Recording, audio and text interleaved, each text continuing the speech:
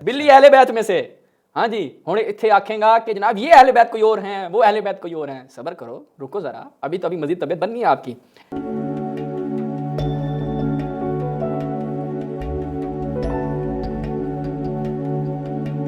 تو پھر یہ الزام بنتا ہی نہیں. اچھا مولانا اسحاق نے ایک پھکا اس میں دیا, انہوں نے کہا کہ وہ بیٹیاں تو ہوگی تھی فوت, اور تم کہتے ہو کہ اہل بیت صرف یہ 5 بندے ہیں, نبی علیہ السلام کے ساتھ 4. کون سے؟ حسن, حسین, فاطمہ اور سیدہ فاطمہ سلام اللہ علیہا. اگر تمہاری یہ لاجک ہم مان لیں تو علی کی ایک اور بیٹی بھی تھی اس وقت, کون سی؟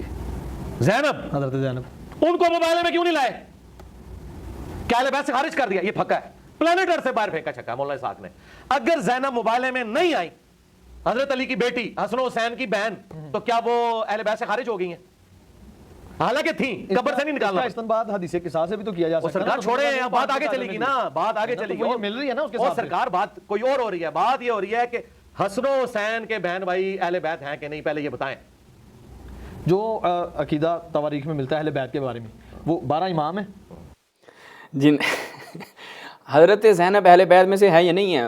مفتی اسحاق صاحب نے پھکی نہیں پھکا دیا, پلانٹ ارتھ سے باہر چلی گئی چیز. ٹھیک, ایسی چیزیں پلانٹ ارتھ سے باہر ہی جاتی ہیں. پلانٹ ارتھ پہ رہنے کے لیے لاجک, عقلی, منطقی چیزیں چاہیے. یہ خود جب اس طرح کے اشکالات سنتا ہے نا, چھوٹے سے اشکالات, یہ خود پلانٹ ارتھ سے باہر نکل جاتے ہیں نا, تو یہ سمجھتے ہیں شاید دوسرے لوگ بھی ایسے ہو رہا کہ دوسرے لوگ کیا ہے. اچھا مجھ سے کسی نے سوال کیا ایک دفعہ, یہ میں اس مفتی اس کی طرح نہیں کہہ رہا, کہ ایک بندے نے مجھ سے پوچھا, یہ حقیقت ہے. اچھا انہوں نے کہا کہ شیعہ تھے ہمارے, خیر شیعہ تھے, وہ کہتے ہیں آغا آپ اس کا کیا جواب دیتے ہیں, حضرت عائشہ اہل بیت میں ہیں یا نہیں ہے؟ میں نے کہا حضرت عائشہ ہیں اہل بیت میں. آپ حضرت عائشہ کو رو رہے ہیں, میں کہتا ہوں بلی بھی اہل بیت میں سے ہوتی ہے. نہیں ہے اس میں بابا. ٹھیک ہے, وہ کہتے ہیں نہیں کریں. میں نے کہا پہلے آئیں ذرا ملاحظہ کریں. ہاں رکے ذرا, ملاحظہ فرمائے ناظرین. مجمع الزوائد منبع الفوائد, اس کو آج اہل بیت سمجھاتے ہیں کہ لفظ اہل بیت کیا ہوتا ہے. مرزا کو بیچارے کو, ہاں اس کی پہلی جلد, اس میں جب ہم جاتے ہیں تو یہاں پہ کیا کہا جاتا ہے, روایت نمبر 1086 کہ السنور من اہل البیت. سنور کیا ہوتا ہے وہ ابھی ہم آپ کی خدمت میں رکھیں گے, کہ سنور جو ہے وہ اہل بیت میں سے ہے. آیا ہی نا داڑھ تھلے, پلانٹ ارتھ سے باہر گئی ہے یہ بات. بلی اہل بیت میں سے. ہاں جی ہوں اتنے آکھیں گا کہ جناب یہ اہل بیت کوئی اور ہیں, وہ اہل بیت کوئی اور ہیں. صبر کرو, رکو ذرا, ابھی تو ابھی مزید طبیعت بننی ہے آپ کی. اچھا اہل بیت میں سے ہیں, آگے چلتے ہیں, اس روایت کو دیکھتے ہیں. مسند امام احمد بن حنبل, حمزہ احمد زین کی تحقیق, سند بھی صحیح ہے, حسن درجے کی, کہ السنور من اہل البیت, بلی اہل بیت میں سے ہوتی ہے. اچھا آگے چلیں, صحیح الاحادیث, یہاں پر چلتے ہیں تو ایک روایت نمبر کیا ہے, وہی السنور من اہل البیت. آگے بڑھیں, ترجمہ دیکھ لیں کہ سنور کسے کہا جاتا ہے. اس کی جمع سنانیر ہوتی ہے, اور حیوان گربے, بلی کو کہا جاتا ہے. تو بلی کیا ہوگی بھائی, اہل بیت میں سے. تو مرزا صاحب پہلی چیز تو یہاں تک واضح ہو گئی کہ یہ اہل بیت میں سے ہے. اچھا بلی اہل بیت میں سے ہے. صحیح. اب آ جائیں کہ اہل بیت کے آیا کوئی معنی مختلف ہوتے ہیں یا نہیں ہوتے. وہ جو پڑھے لکھے لوگ ہوتے ہیں نا اماد بھائی, ان کو پتہ ہوتا ہے ان چیزوں کا. معنی مختلف ہیں. اچھا اب دیکھ لیں کہ خود شیعہ کیا بیان کرتے ہیں. آپ کہہ رہے ہیں کہ شیعہ حضرت زینب کو اہل بیت سے نکالیں گے. بھائی جن اہل بیت کی بات اس آیت تطہیر کے ضمن میں ہو رہی ہے, حدیث کساء میں ہو رہی ہے, وہ اہل بیت یہ فقط پنجتن ہے, اس کے علاوہ اور کوئی اس میں شامل نہیں ہے. حضرت زینب وغیرہ شامل نہیں ہے, حضرت خدیجہ شامل نہیں ہے.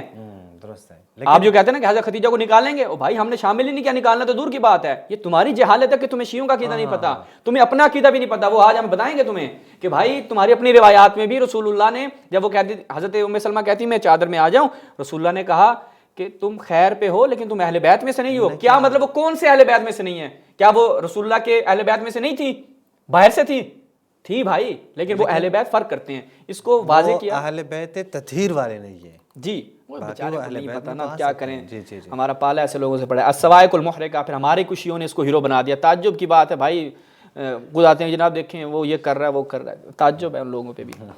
ٹھیک ہے, خیر جہاں چاہت فتح علی خان ہیرو بن جائے تو یہ بھی بن سکتا ہے. سوائق المحرقہ کس کی ہے؟ ابن حجر مکی حیثمی کی تشیع کے خلاف اس نے کتاب لکھی تھی, بارہا دکھا چکے ہیں بھائی.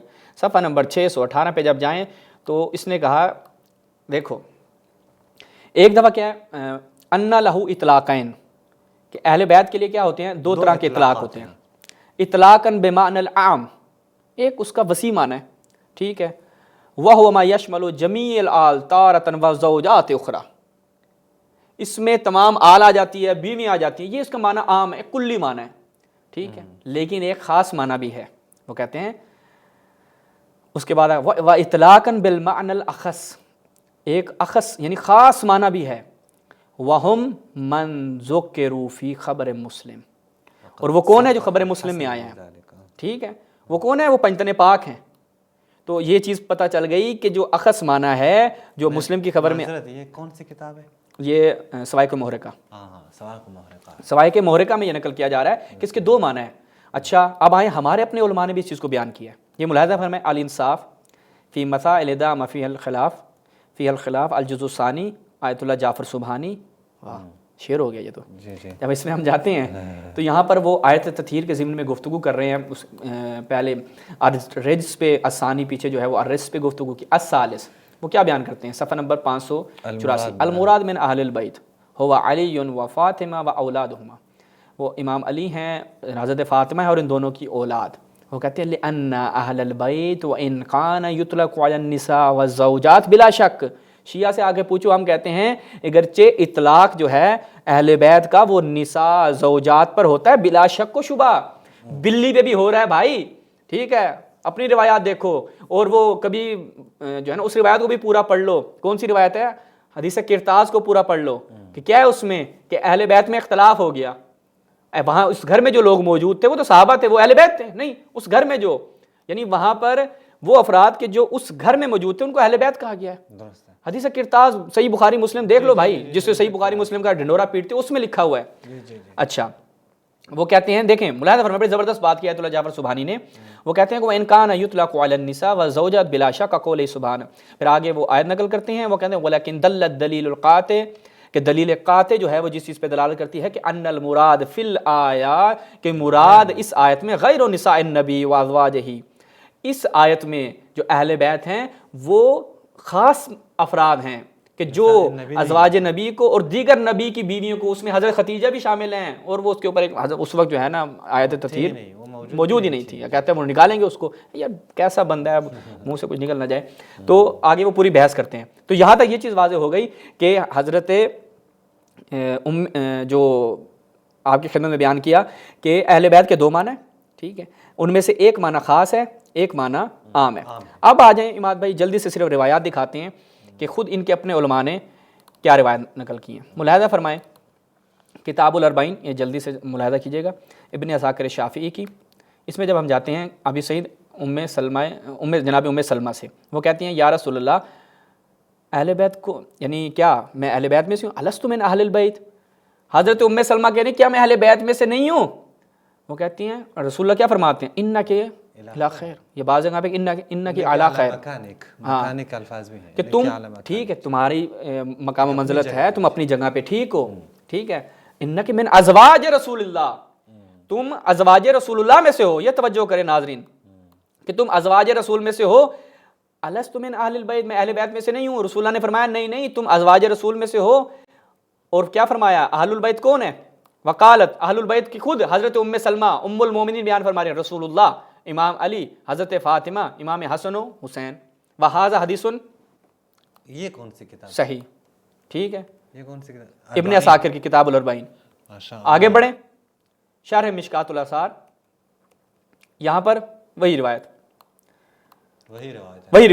کیا ہے کہ انک من ازواج النبی الست من اہل البیت، انک من اہل بیت میں سے ہے لیکن یہ نہیں ہے۔ ہاں اچھا، اس کے بعد آگے بڑھیں، انت من ازواج النبی، انت من ازواج النبی، کہ تم ازواج نبی میں سے ہو، اہل بیت میں سے نہیں ہو۔ اچھا، اس کے بعد کیا فرماتے ہیں کہ خود جب یہ آیت نازل ہوئی تو رسول اللہ نے فرمایا، بلایا کس کو؟ علی کو، فاطمہ کو، حسن کو، حسین کو، اور کیا فرمایا؟ اللہم ہؤلاء اہلی، یہ میری اہل ہیں، سند صحیح ہے۔ اس کے بعد خود حضرت ام سلمہ کہتی ہیں کہ یہ آیت نازل ہوئی ہے کس کے بارے میں؟